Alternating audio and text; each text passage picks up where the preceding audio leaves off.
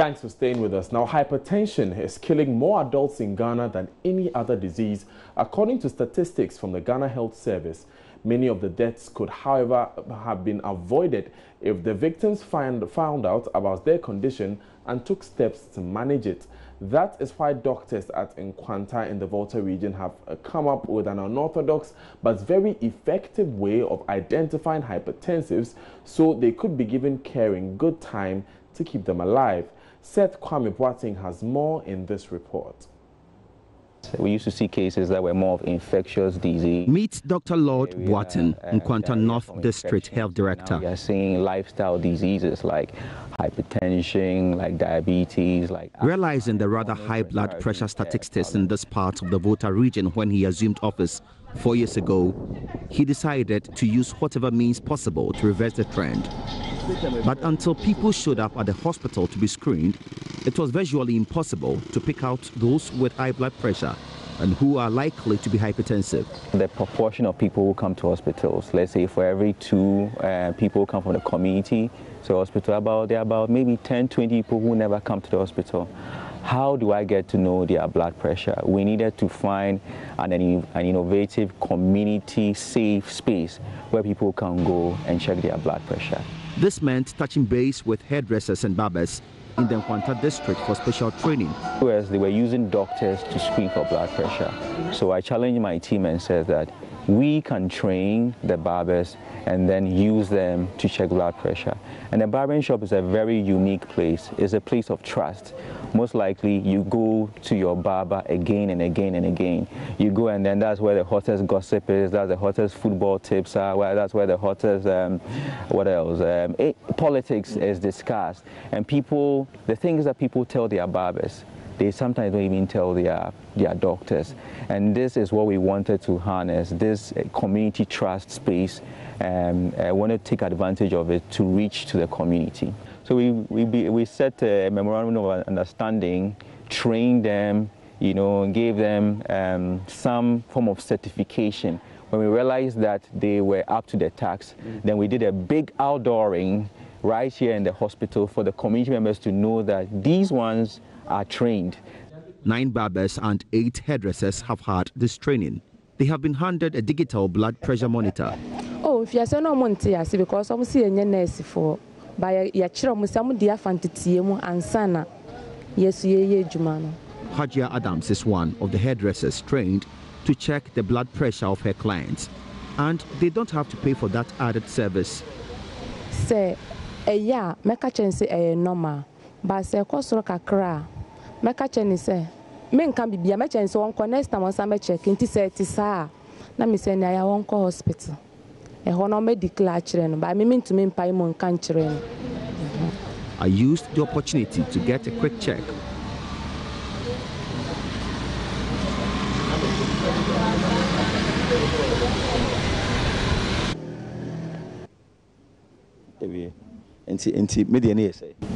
What DNA 145 and I say 87. I say 145 no. It's like a Kosro Kakra. And so ebia nantino enche and woka sanso ansa ye adwuma no into hospital kwa udrobe relax and sana omo check ya maba ya anye ne sa ye kasa ene ye chichire ma.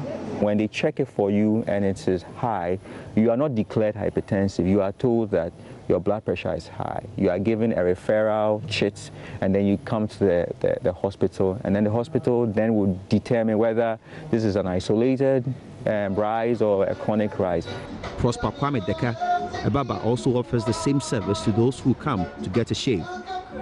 My name is Bismarck Anyangba. So what makes you come here and check your BP? Okay, formerly I've been going to somewhere to barber my head. As I came here and I saw that he's using the machine. I'm a BP patient, so he has been trying me every week. Every week I'll come here and then you try me. Anytime that it's very high, I go to the hospital so that I'll be giving drugs and other things. So it has been very helpful? It has been very helpful to me. It is a little over 1 year now since Dr. Lord Boateng and his team started this project.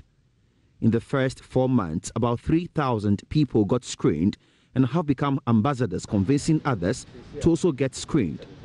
He says scores of residents here have gotten to know of their blood pressure status since this started. We were looking at the male barbering shop, and then we saw that some of the people that they checked their blood pressure, some were male, some were female.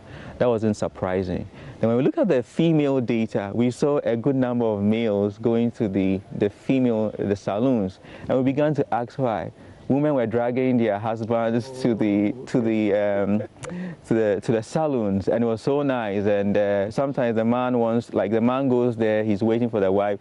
What am I doing? I mean, hanging around. Oh, we can check your BP for you. Wow. So the women were seeing, and the hairdressers were saying that they saw women coming with their husbands, bedimechi, and when they go, they get their husbands get their blood pressure checked. Hajia Adams, just like the Baba, confirms she now has more clients because of the screening she does. Machine kahunti nipa no felisa oba obetimi achichire aye njiniska uko chichire babia ko pharmacy ebe juiska nti aha ne ye njuiska se 5 seed na me 89 no na mejo me fa ebi nsoso ma nti eboa omo. Currently, we were analyzing the data and we told them to pause the project. The barbers are harassing us. The Ben started program because my customers now say on person check or BP, and this is, you know, one of the we didn't expect that the adoption of the project would be this, you know, great. So, and out of the 3,000 people we screened, 25% of them had high blood pressure. A good number of them did not know. Research has shown hypertension to be very common, and its complications, stroke, heart failure, renal failure, are major causes of morbidity and mortality in Ghana. The Nkwanta project therefore presents a glorious opportunity to save lives across the country if it could be replicated. Seth Kwame Boatin for Joy News. We now take you live to Parliament, where we learn the House has had to suspend sitting and the minority is upset. We understand the former Energy Minister, Ama Kofi-Boah, refused to speak when the Speaker of Parliament called on him. We've been joined on the line by correspondent Joseph Opoku-Gakpo to give us the details. Joseph, if you can hear me, what happened in the House today? So, the Energy Minister, Boatie Jakum, was on the floor to respond to questions. The Communications Minister, Aslo, who was expected to appear, she wasn't around, and her deputy had to ask stepping for her. The minority objected to that, and eventually the Speaker asked that the question and the response be written and handed over, so that then, you know, everyone can move on.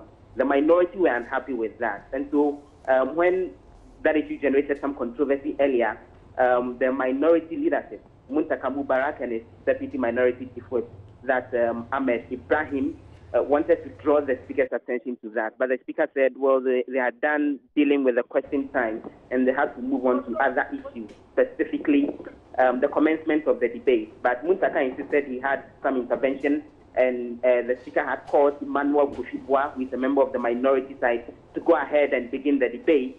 The minority felt that their leadership had been disrespected by the Speaker, and so Kofi-Boah indicated that he wasn't going to commence the debate until the Speaker hears from his leaders. And eventually, the Speaker was forced to suspend the House. Let's quickly speak to Deputy Minority Leader James Klucha-Vedi for a brief comment on this. Honorable, how come has the House and the sitting been suspended? Either minority had some question that you wanted to put to the Speaker, and eventually then he had to suspend the sitting. Well, I left the floor before that the House was even suspended, because we also what happened this morning, where a Minister for Communication was scheduled to come and answer questions. She's not available, and by ruling, deputy ministers are not ministers by our definition, and for that matter, we didn't allow the deputy minister to answer the question. So if communication came to the Speaker that the Minister for Communication is not available, the best thing to do is to reschedule the Minister for Communication to come at another day to come and answer the question. By ruling that because the answers were provided on the other paper, and for that matter, the time allotted for questioning has been exhausted, it's deemed that the answers have been provided and should be printed on the answer, and that's the end. It's not proper. We don't have respect in our Parliament. Looks like the minority issues to the Speaker continue unabated. We saw this was a new term and that all of that has been resolved.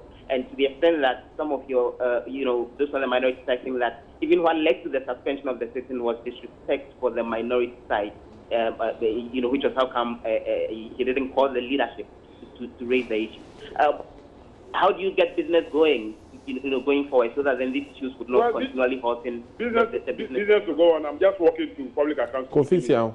I am meeting students from KNUST who are coming to for their practical tutorial. So whatever is happening in a leadership meeting, I'm not going there. I won't go there. I'm going. We'll see how that goes. Many thanks for speaking to us.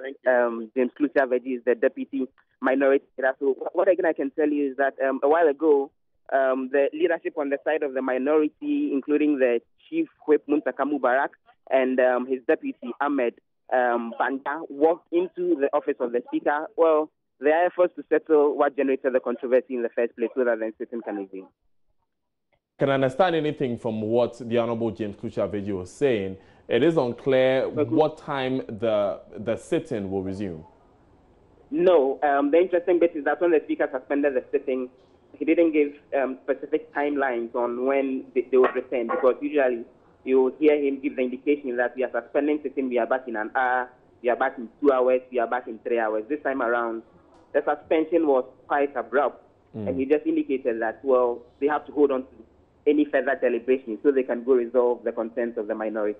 Right, Joseph, we'll come back to you when there's a development on the matter. Thank you very much. Joseph Opoku-Gakpo is our man in Parliament. They're giving us some breaking news, actually, from what is happening there. Now, let's move to the eastern region, where 2 persons are injured following a bloody clash between 2 Kaye groups in that part of the country.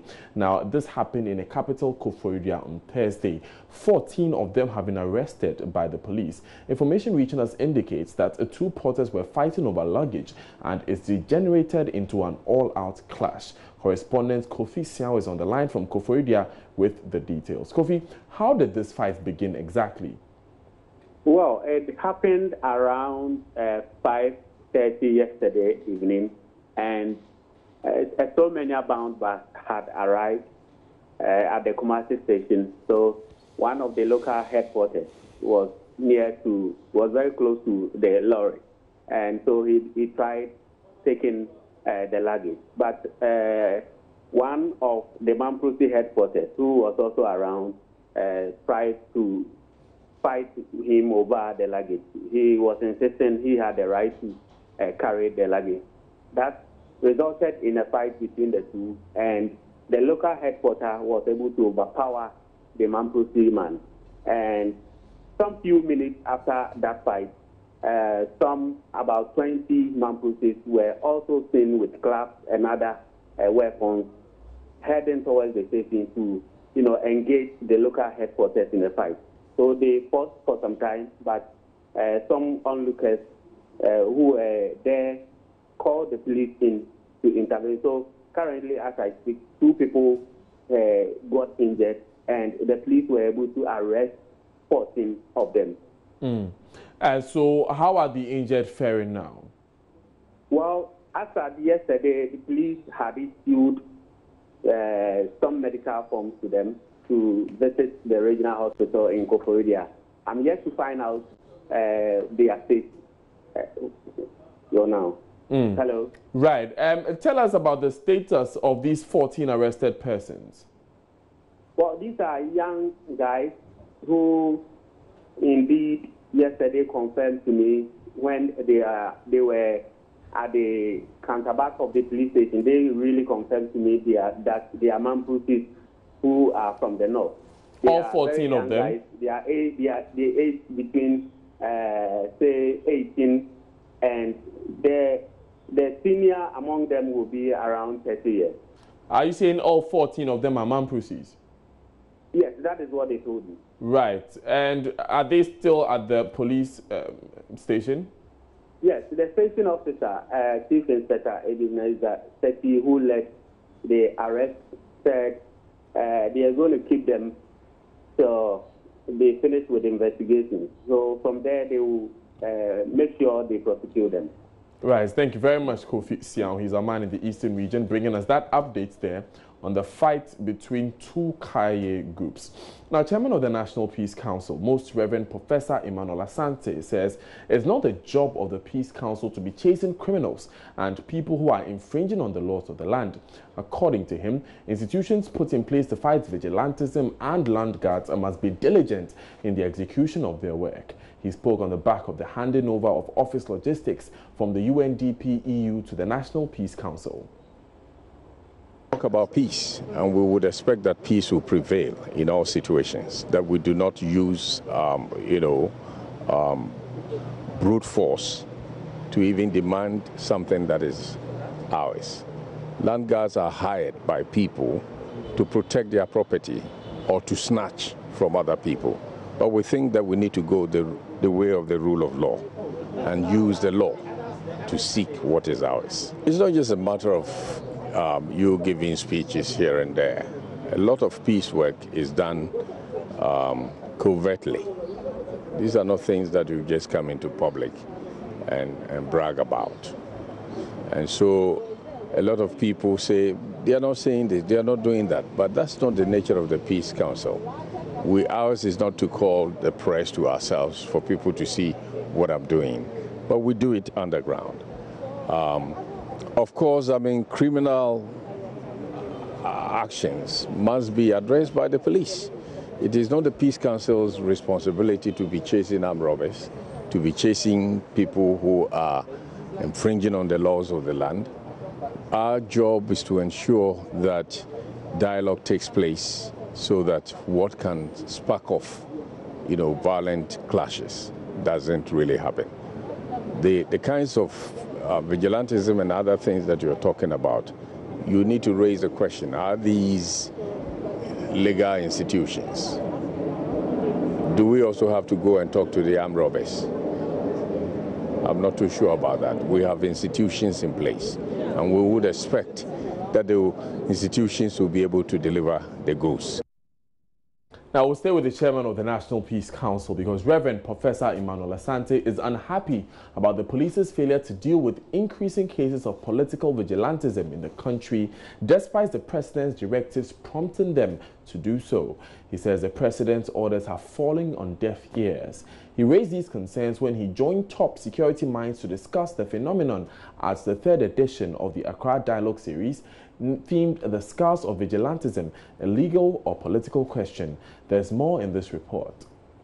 According to Reverend Professor Emmanuel Asante, the issue of vigilantism could be tackled if the police cracked the whip regardless of whose ox is God. And you are all witnesses to what is happening in the country. The President and the Minister of Interior have charged the police to crack the whip.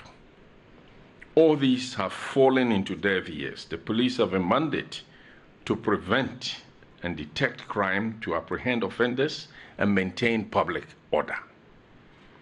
Theirs is to ensure public safety and protection of private and public property, and the police do not need a charge or a directive from the President or the Minister of Interior to carry out their mandate. The big question is, why are the police hesitating to carry out their mandate? Is the fear the police? Is the fear the political fallout that they might encounter when they crack the whip on these vigilantes? If there is such fear, what informs and defines it? Is it because we cannot draw the line between legal political activities and criminal acts by political activists? And that is to say, the political vigilantes, as partisan political entities, are not above the law. But former Chief of Defense Staff, Brigadier General Joseph Nunu-Mensah, is laying the blame squarely at the doorstep of political party leaders whom he believes stand accused of blame shifting. Unfortunately, no one in Ghana today is prepared to deal with this problem. Politicians are pushing the problem to the law enforcement agencies, asking the police and the courts to deal with the matter, while they in turn say that their hands are tied up. Who tied up their hands? Political parties must do all they can to restrain their followers from these criminal acts, while the police and the courts must have the courage to do their professional work and deal with those who go against the law. The Director of Academic Affairs and Research at the Kofi Annan International Peacekeeping Training Center, Dr. Kwesi Enin, a critical look into the fundamentals of these groups may help tackle the issue from the base. We need to spend a bit more time in understanding how people are recruited into these groups. We need to understand the hierarchies and the organizational structures, the communication structure and levels of loyalty.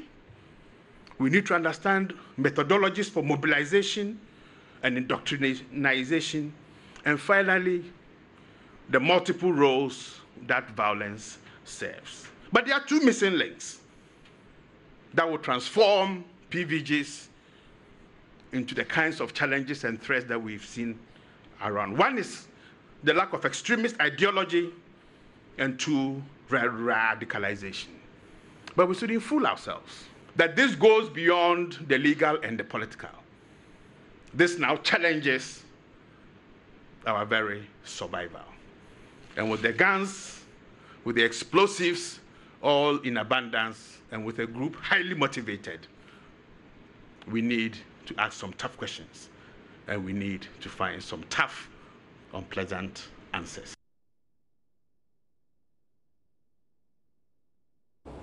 Now, nearly half of all districts in Ghana are performing below average in the areas of health, education, sanitation and security, according to this year's District League table produced by CDD Ghana and UNICEF. The Tema Municipal Assembly came tops out of the country's 216 districts. This means that TMA has relatively been better and in health services delivery, education, sanitation and security, as was mentioned. Now, Joy News' Justice Bedu is at the launch of the report here in Accra and joins us for more revelations from this year's table. Justice, what more do we know from the District League table? So, according to the table that has just been launched, Daniel, what seems to be the situation is that a lot of the bigger districts, so you talk about the municipal and metropolitan assembly, are not doing well. So, for example, you take a district like the Accra Metropolitan Assembly, it has fallen below the national average. So you have smaller districts that are relatively poorer and get relatively smaller central government money, doing well in areas of sanitation, in health, and in education. Then you have metropolitan assemblies like the secondary Takrady Metro, in a place like just within the 20 worst performing districts in the country. Now, this has raised concern, and it has had people like the Deputy Minister of Local Government speak about and say that government intends to give more look again at how the local money is distributed, resources are distributed to the local assembly in order that it is equitable, so that districts that need such resources to improve their education and all those other sectors that the DLT accesses can do better moving forward, Daniel. So, apart from what the local government minister has been saying, what have the other experts present at the launch been saying about this? I think one of the other issues that has also come up is the issue of how unfair the distribution of central government resources to local assemblies is. And so what has come up is that a lot of districts do not have the money from the central government to improve on their activities, and so that again hinders the way they are able to deliver on their social services.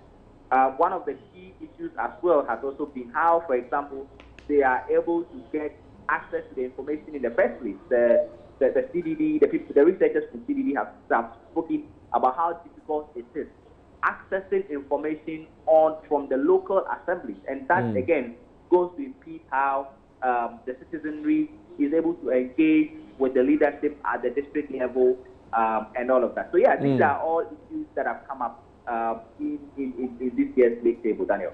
Right, thank you very much, Justice Bedu, joining us live there from the Accra International Conference Center. Let's now listen to the Deputy Local Government Minister. What I've been trying to push across is that this business is not for the leadership of the Assembly, it's for all of us. The Assembly is a system, you know. It's, of course, led by the Chief Executive, and then there are the heads of departments. But more importantly, the people who are in the district have a stake in this business. So when these results are announced, we expect that the district will take a keen interest in what is happening in their districts.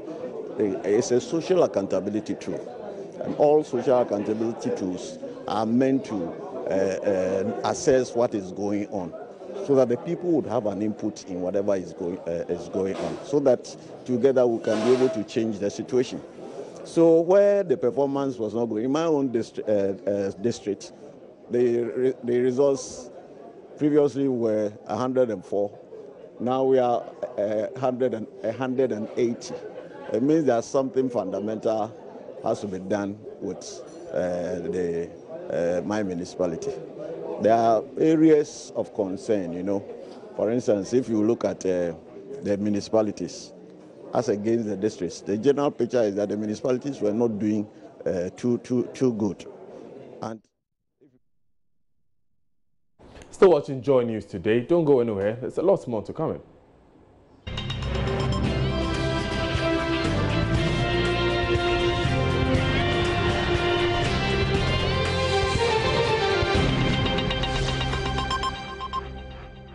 Thanks for staying with us. Now, the Brong-Ahafo region may be split into three if the Commission of Inquiry for the Creation of New Regions recommends a referendum which receives the required endorsements.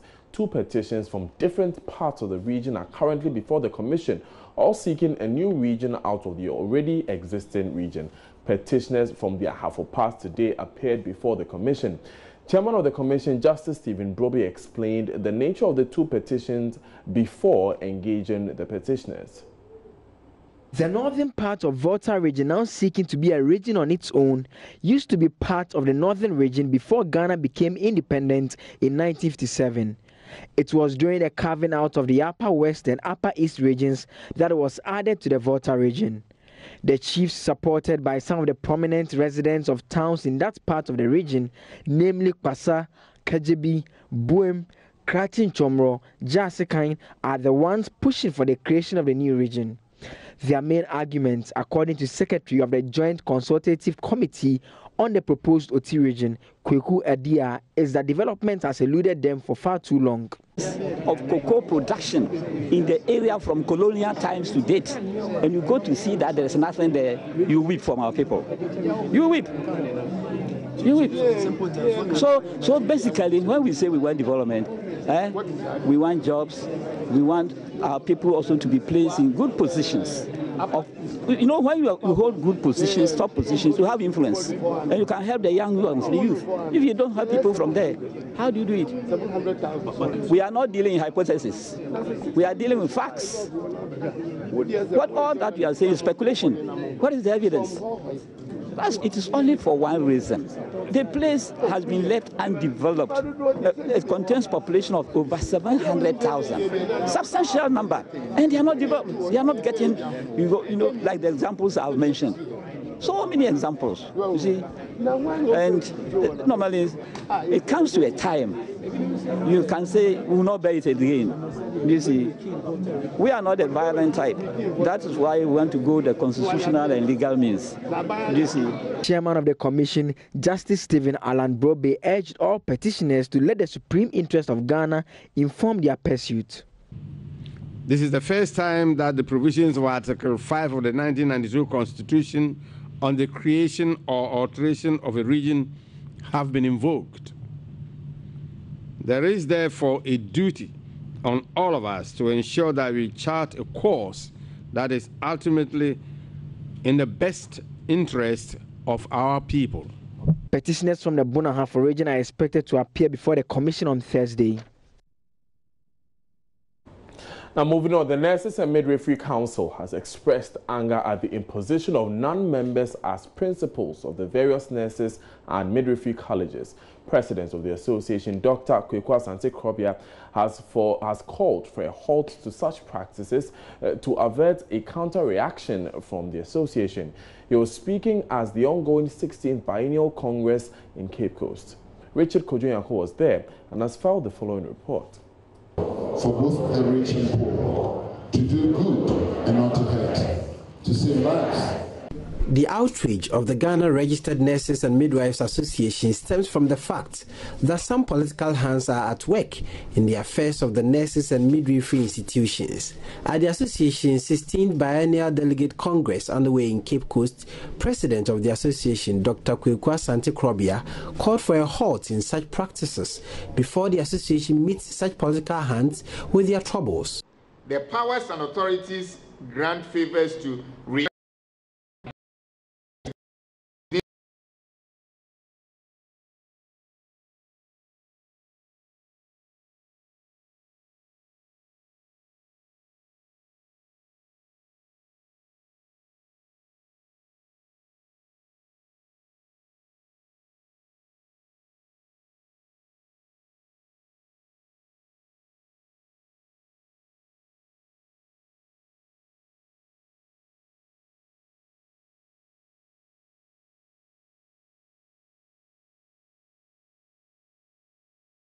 due process of consultation.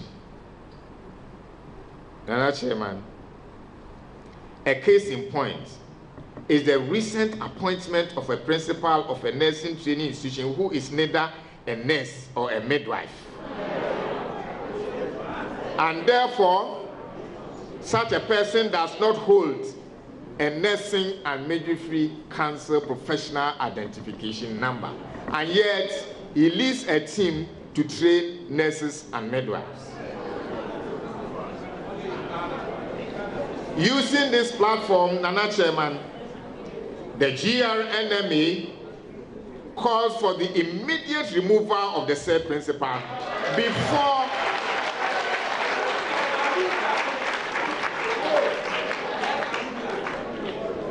using this platform, the association calls for the immediate removal of the said principal before trouble starts. For we will resist every attempt by any authority to retain that principal.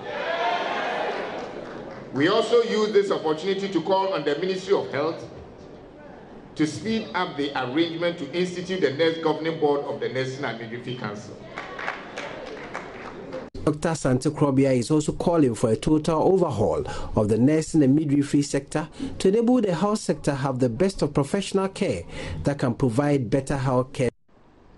In my strength of opinion, Nana Chairman, I hold that in Ghana now, as part of overhauling nursing and midwifery education to promote professionalism and care outcomes, the duration of the traditional rotation and now window-dressed internship, which has been christened national service, should be extended by 1 year.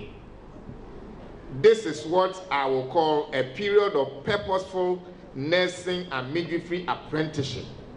It will put more confidence into the new graduates entering the service. Services in the country.